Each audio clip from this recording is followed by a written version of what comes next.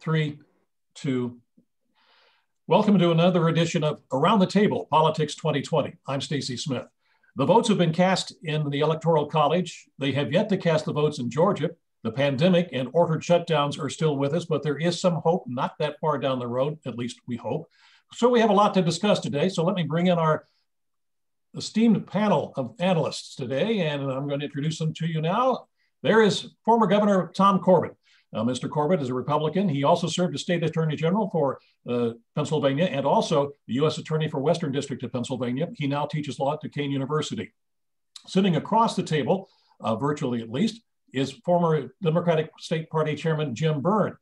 Jim also served on Allegheny County Council as the chairman of the council and also mayor of Millvale. Jim now teaches law here in the city of Pittsburgh. All well-versed on the political side of Republican politics, we find Keith Schmidt. Keith served as the state director for former Senator Rick Santorum and was also an advisor to Santorum's 2012 presidential campaign. Keith uses those skills and his charm in his consulting firm based here in Pittsburgh. He's been doing that for more than a decade. Also on the Democratic side of the table, we find Joe Mystic, the great philosopher of Around the Table. Joe's been involved in Democratic politics around the state and especially here in the city of Pittsburgh for a long time. He has served as several positions in the city, including that of deputy mayor. Joe teaches law now at Duquesne University, and you can read his weekly column in the Trib on politics and life. Gentlemen, thank you all for joining us today on Around the Table. There's a lot to talk about. So let's start now, if we can, with the Georgia election. From each person's perspective, how do you see this as far as, Jim, I'm going to start with you on the Democratic side. What is at stake right now in this election? What's at stake is control of the Senate chamber, which will give the Democrats all three branches of government. Or, I'm sorry, all three. They would have the Senate, they would have the House, they would have the executive branch. And then there would be no excuse, in my opinion, for them not to move some type of an agenda because the people would not have just spoken. They would have spoken decisively by the margin of victory for Joe Biden, by the margin of victory in the Electoral College, and then by flipping not one, but 2 Senate seats in Georgia. Unthinkable 10 years ago. That's what's at stake. And, you know, the more we see of certain members of the GOP, starting with the president, refusing and continuing to refuse to acknowledge that this is over, more division is going to sprout up in the Republican Party, especially in Georgia, where they cannot afford that. You now have the president attacking the Republican governor of Georgia. You have the president attacking the Republican Secretary of State. You have supporters of the president on the ground in Georgia attacking Republicans who stood for the rule of law, who counted the votes not once, not twice, but 3 times to make sure they were accurate, who certified the results. There's a lot of divisiveness right now. The president did some remarkable things in that election. The only thing he couldn't do was win himself, but he had a lot of accomplishments in state legislatures, in the U.S. Congress. But now, by refusing to acknowledge the obvious, Stacy, he is sowing the seeds of division at a time when the GOP cannot afford that to happen.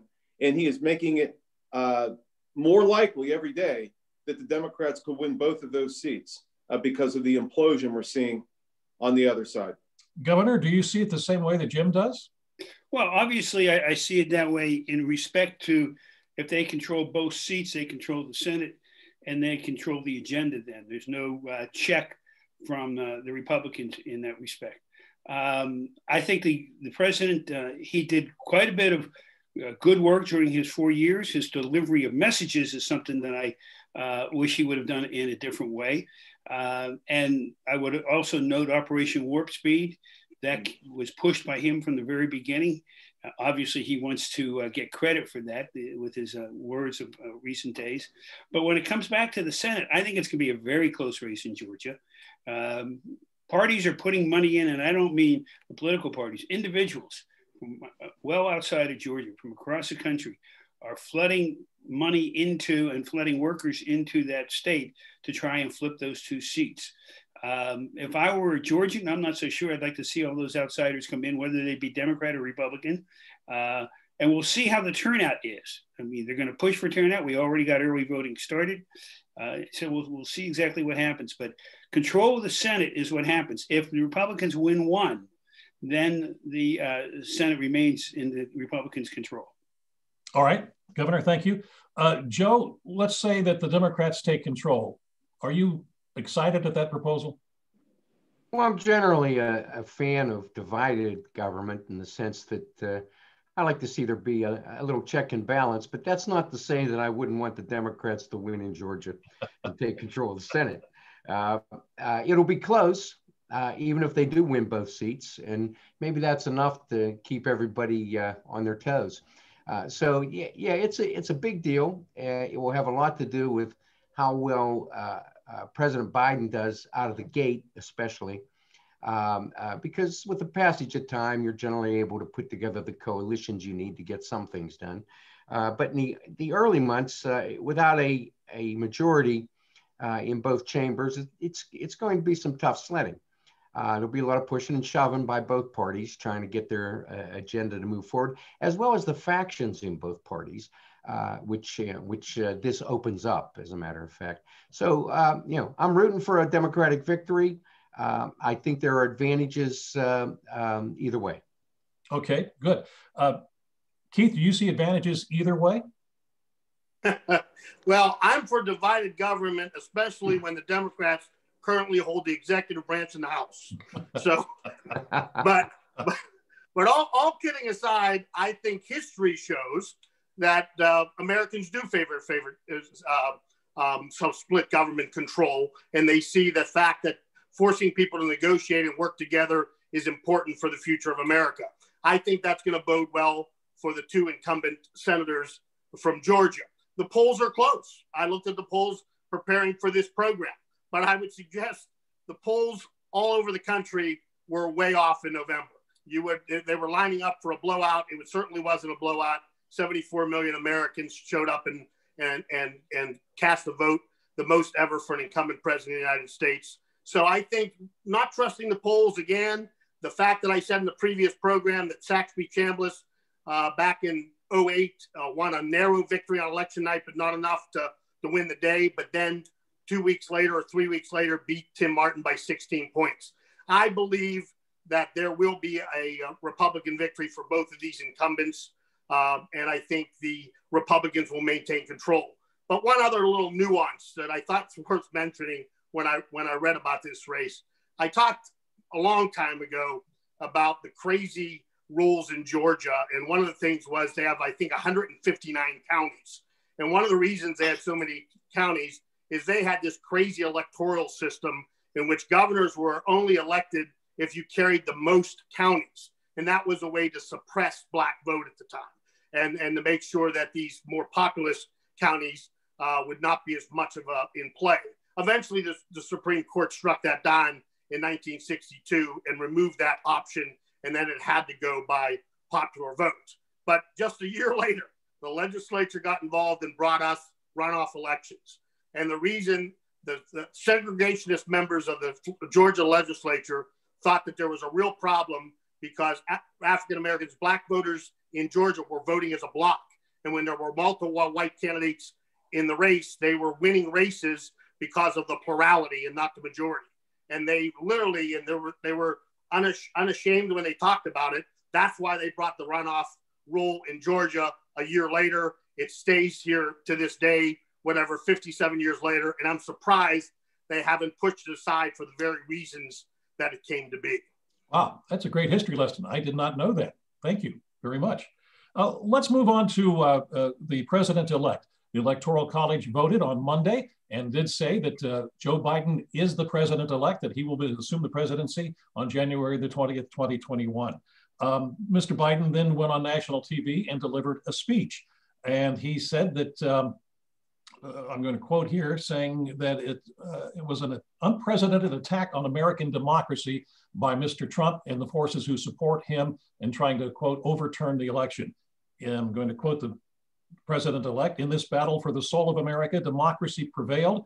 We, the people, voted. Faith in our institutions held. The integrity of our elections remained intact. And so now it's time to turn the page, to unite and to heal." At the same time, Senator Dick Durbin of the Democrat of the state of Illinois said, "The fact that it took 6 weeks for my colleagues to start recognizing reality and stop undermining our democratic process is sad and disappointing. Governor, was this effort by the Trump supporters and Mr. Trump himself an effort to undermine democracy? I think it was an effort to get himself reelected. And if you look at it from a democracy standpoint, I think Keith said the number was what, 73 million people voted for the president at the time. So it is a test of democracy. It is people expressing their opinions. The president hasn't conceded. I can tell you, when I won election as Attorney General back in 2004, my opponent never conceded. You got to move on. And I was disappointed. I thought it was a fairly good speech on the other night, but it's time to move on, leave the past, and start putting out an olive branch to the Republicans. Republicans are not in the best arguing position in this. I agree with that. But as a leader, I think he'd be best off reaching out, and I hope that he and the majority leader in the Senate get together sooner rather than later and say, okay, how are we going to go forward? I don't see that happening until after the Georgia election. All right, so if I read you correctly, you did not feel that there was an olive branch that was being really held out on Mr. Biden's speech? Not to the Republicans. He was trying to, I don't even say his words would heal what was going on to anybody who voted against him. And it's difficult. I understand that. But, you know, this has been a divisive election. He had an opportunity to go out there, similar to what Lincoln did when he was elected, and say we need to move forward and just stay on that focus rather than recount the entire history going up to then. And I understand it. It's tough, and he was probably upset, and his staff who wrote the speech were probably upset. But I would have hoped that he would have just said, done, that's over, we're moving forward. Joe, what do you think? You agree with the governor? No, I don't. I think that would be the first time you don't agree with me. The governor stakes out a reasonable position. It's just that I don't agree with it. I have my own reasonable position. I believe that Joe Biden has done everything in a respectful fashion. I believe that his address to the nation every time is a reminder that I'm going to represent you. I'm going to be your president, even if you didn't vote for me. It's always extending that olive branch, I believe. And I thought that the speech was somewhat masterful the other night. Now, that being said, there's some things you just can't let pass for the sake of history and for the sake of the future. And some of these lawsuits that have been filed, you know, a couple of us are lawyers here, three of us are lawyers here. I'm amazed that these lawyers have not been sanctioned by the court. Me too. For filing frivolous lawsuits without a shred of evidence based on rumor and innuendo and feelings and things like that. I'm shocked that no one's been sanctioned. I think if someone had been sanctioned, this would have ended a lot earlier, and Joe Biden wouldn't have had to have taken the position he did the other night. Keith, do you agree with that? If these attorneys for representing Mr. Trump and his supporters have been sanctioned, would that have eased the division? No, I'm not sure I agree with anybody that spoke just yet. The reality for me is that the media has been pounding us that the president-elect is going to unite us. Biden himself has told us on many occasions he wants to be a uniter. But in my opinion, the rhetoric and his words point otherwise. That could change over time. I hope it does. But I think there's still a lot of animus on both sides right now. There's a lot of tension, and some of that tension is still showing through in the words of the vice president, excuse me, in the words of the president-elect. He also talked about the fact that it was an attack on democracy, I think you said. I was thinking to myself, there are 74 million people that could give that speech too, or the president thinks he can give the same speech. Like, there's a lot of people that think there was an attack on democracy and it came from the election process. And that's why I said, listen, even though when all the votes are counted, the president-elect was elected, I get all this, but there's too many variables, and I've talked about this time and time again, that allow the conspiracy theories to exist. The fact that Wisconsin and Michigan and Pennsylvania and Georgia, the four pivotal states in the union, somehow slowed it down. The four that we needed, the four that made the most sense on electoral path for the president were the ones that stopped counting at 85%. That's just problematic. If all the votes were honestly counted, I get it. But the fact is, it's still a problem. If you don't recognize the problem, you're wrong. The fact that the percentages on election night that were put forth on the media were wrong is problematic. My own colleagues on television that night basically said Pennsylvania is unwinnable for Biden because based on what they told us was left, it was unwinnable. But we found out that there were a lot more votes left. I'm not saying it was nefarious. I'm just saying they should have waited to figure out exactly what the number was. And that goes to the largest point I have. It's not about the 74-year-old president or the 78-year-old president-elect. The problem is for 2 consecutive elections, half the American people don't accept the outcome. For 4 years, we were told that Trump is an illegitimate president. Now it seems like there's a sense on half of America that this election in some way was nefarious. And the only way we correct that is come together as Americans and say the most important thing is Americans need the trust to vote.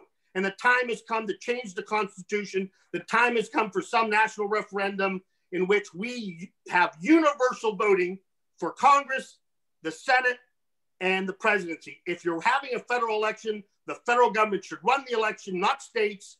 They should count the same way. Every county should count the same way. The deadline should be the same. We need to restore the integrity of the vote. That is the single largest crisis in America today. Jim Byrne. Hey, let me say this, Keith. In response to the slow count, man, I've spent too many nights, late nights after an election, looking at my Democratic winners and watching the T roll in over time, over hours, maybe even over a couple days, just to find out that over time, over the course of time, my winning Democrat became a loser and a Republican won. And I never once thought that the election had been stolen from us because it took so long to get the count, because I'm a realist. I understand the facts. I know that it took longer to count that vote and to get it in. We would have counted sooner here in Pennsylvania, but for the fact that the Republican legislature refused to take action that would have allowed us to count those votes in advance, to start earlier to count those votes, at least set them up to be counted on election day. And they blocked that for this very reason, because they anticipated having this argument. This is the kind of argument they wanted to set up. Look, we're all grown-ups here. We know what the facts are. We know who won this election. We know why the count was slow in certain places. Yeah, let's move on. I'm for that. Let's move on together with an admission as to what the facts are. Too. And when I called Philadelphia, I had to know what part of the suburbs we're in, what part of the city we're in, and how many absentees were left. And I knew those numbers. I knew those numbers on statewide races I ran. I was able to pick up the phone and ask somebody on the other end of the line, how many votes are left? What's left to be counted? Because that would determine whether my candidate would either concede or declare victory. And every time they were able to go on a computer, figure it out, and give me a number. This election night, there was no numbers provided. In fact, they were wrong. That's why there is a distrust in the American people right now. We reported wrong percentages. We should have never been telling people that there were X amount of votes and then there ended up being Y, because all the difference between X and Y, they're saying were fabricated. I'm not saying they were. I'm just saying it was poorly reported, but we better get a handle on how we count. We don't tell the people that. We don't tell the people that. The media tells the people that. And we can never control the media. Yeah, you can't. The Democrats can't control the media. Hey, last time I checked, Fox News was leading the pack, buddy. Oh my God! Oh. So you know, this is exhausting to listen to this. You've exhausted me. You've exhausted me, Steve. You really have. You know, with some of what you just said, I respectfully disagree. Rather, no. I mean, isn't it funny? Isn't it funny? Isn't it funny how everybody said this is going to take time? Everybody said we have this variable. Everybody who passed the legislation in a bipartisan way to do mail-in ballots because of the pandemic said, let's be patient with the process. And isn't it funny how the losing side now screams foul? How the heck could anybody call the night of an election when we're doing mail-in ballots and expect to get an accurate count? It borders on the absurd. Nobody expected to be able to do that. Everybody knew it was going to take time. And not only did it take time, it took time and more time. Why did it take so much time? Not to put a bunch of ballots in a basket and ship them down the Ohio River to the Mississippi Delta. It was done so that we could be sure we had it right. And in Georgia, they did it 3 times. So this nonsense about some type of a conspiracy or an anomaly or an inequity, what happened and why it took so long speaks to the importance, the critical importance of getting it right. And it's not just Democrats talking. Look at all the Republican governors that are being attacked by this president. Look at all the Republican secretaries of state being attacked by this president. Look, for the first time in the history of our republic, electoral voters needing armed bodyguards to get in and out of state capitals because of Trump's minions. It is an assault and an affront on this republic. It was done right. It was done fair. And you know what? Mr. Biden only got forceful the night after the Electoral College spoke decisively.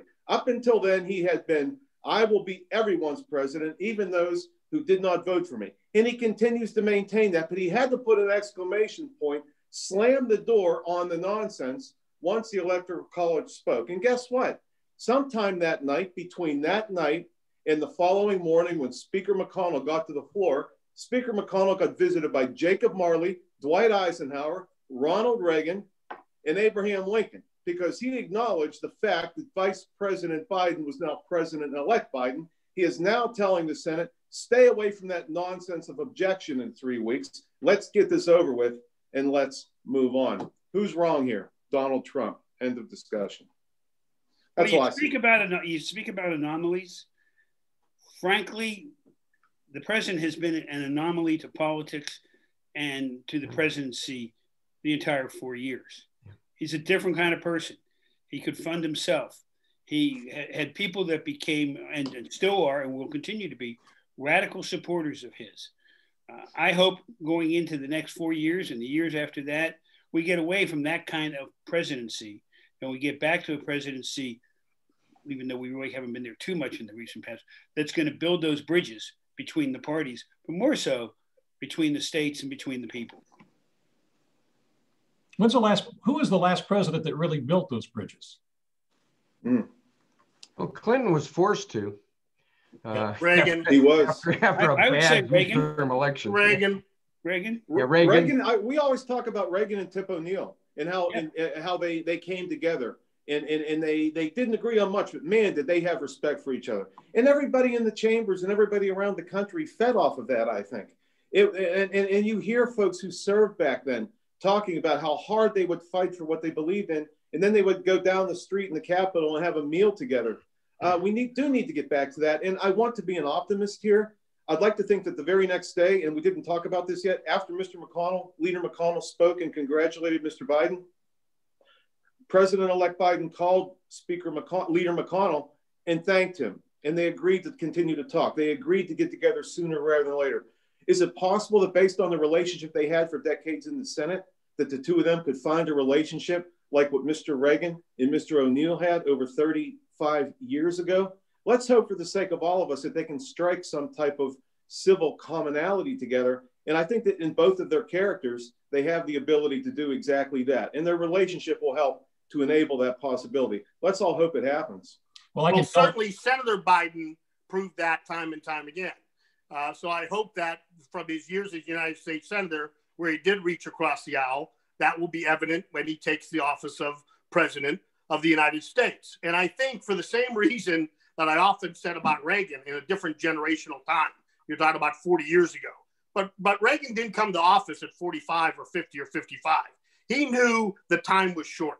He knew he would be in the sunset of his life quickly, and he needed to make accomplishments quickly. So as a result, I think he reached across the aisle to get things done as quickly as possible. We all on this call agree that the president-elect will likely not seek re-election.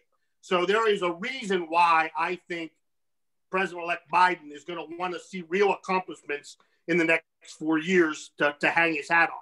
And if I'm right about Georgia, that we'll win at least one, I think we'll win two, and there'll be a Republican Senate to work with, then he's going to have to compromise. I think my bet is on he'll do just that to move the agenda forward. Joe Mystic, you know my stories here, but I can tell all of you that even though they may try to work together, there are going to be some tough times. I had an opportunity to interview Tip O'Neill immediately after he left a meeting with the president in 1980, I think, 81. I was in his office waiting for him to come. And in very salty language, I was ordered out of his office until someone stepped in and told him that we were doing an interview about somebody else. And then he was just as gracious as can be. And he apologized because he said that the reason he was so angry is that he had just left the president and they can't agree on anything. So, but eventually they did. So some things don't change. No, some things just don't change. It's politics. And that is the general populace too. People have different perspectives. You know, I know things get very vociferous and things get very intense, and you see a lot of this fighting and you see this partisanship. I think it's become more toxic than we've seen. But if we can just scale it back a little bit with some leadership, and I hope that we get that from both Mr. Biden and Mr. McConnell. I believe we will. I think it's proof that this is not proof that America is broken. This is proof that the Constitution is working. The founding fathers got that energy and put it in a bottle and shipped it out to the sea of the future. It's the Constitution. It's always supposed to be argued and interpreted, and people having to come together and debate what it's supposed to mean. So I think it's reinforced the fact that we have these productive, powerful, bombastic discussions with each other, that the Constitution is working the way it's supposed to.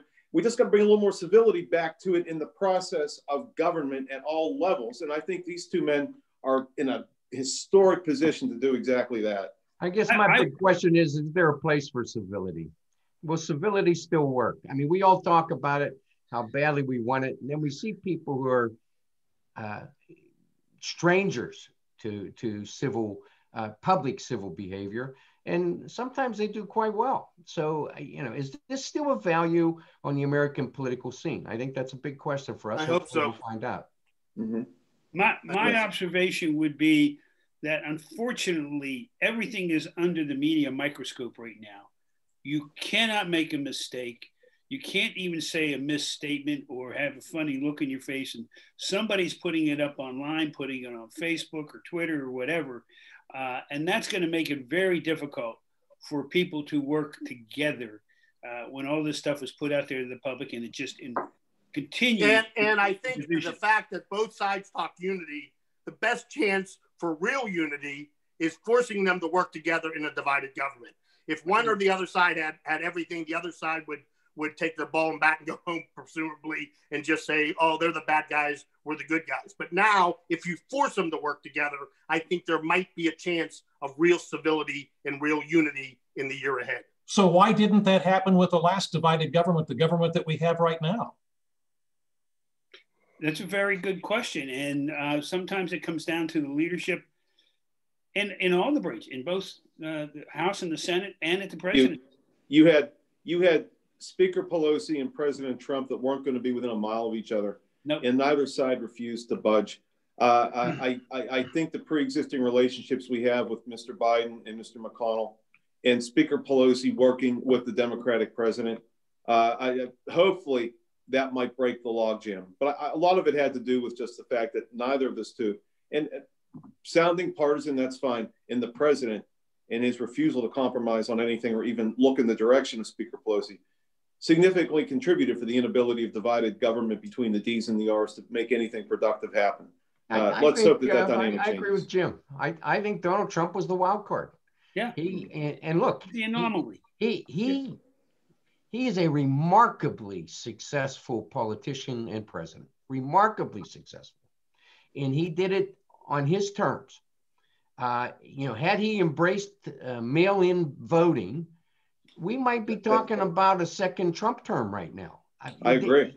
He's a very, very shrewd operator, and he was not one who was likely to compromise on anything if he thought he could get his own way without compromise. So, you know, I don't sell him short, but I don't think he was the guy who was willing to come to the table and give up half to get half.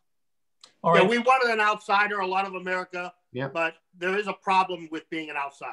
Yep. when you need to negotiate on Capitol Hill. It cuts both ways. We only have a couple of minutes left here, and so, but I would be negligent if I did not bring this up, and that is the Hunter Biden story is still there, and it is growing as we learn that more and more investigations have been instituted by the Justice Department. Will this be a hindrance to the president-elect once he becomes president? Again, very quick around the table if we can go. Can I cut to the chase on this? Yeah. I'm all in favor of an investigation of Hunter Biden as long as the same scrutiny, the same type of investigation is aimed at the Trump children. I'll be happy if we do it fair and square. Anybody else?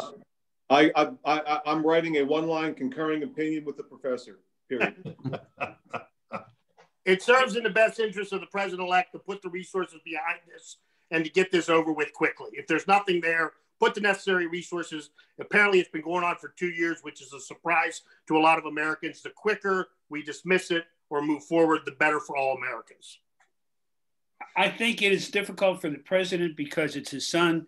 I would not want to be in the president's position there, but I think it's going to take a while before they resolve it. All right. Gentlemen, thank you so much. We want to also send our best wishes to Mayor Chris Fry of Newcastle. He was supposed to be with us today, but he has told us that he has come down with the COVID. So we wish him the best of luck and a speedy recovery. And to all of you for this past year of Around the Table, I want to say thank you, my heartfelt thank you. You provided something for KDKA-TV and the CBSN that nobody else has done in this market. I think we've given perspectives that have just been phenomenally accurate and honest, to be honest with you. Thank you, Stacy. We know Thanks, Stacy. A lot of hard work went into this, Stacy. This was your brainchild, Stacy. Thank you so much for inviting me to be at this table with these great colleagues. Thank you.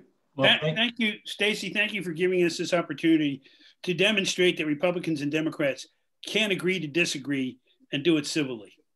Yes. Yeah. And off camera, we all get along. Just so you know. We do. We're all friends. We absolutely do. Absolutely. We get along pretty well on camera too. I tell you what, yeah, we do. I'm looking forward to this in the coming year. Once we can start having dinners together, I wish we had cameras at those dinners because those are some of the best political discussions that we have. There might be sometimes I'm glad we don't have cameras at those dinners. You're right. I am looking forward to 2021. I hope we can continue this and that you'll all be available. And I want to wish all of you happy holidays and a great new year. Thanks again. Happy holidays. God bless. Thank you, Stacy. Thank you all. Be safe. Stay healthy. Thanks. Bye-bye.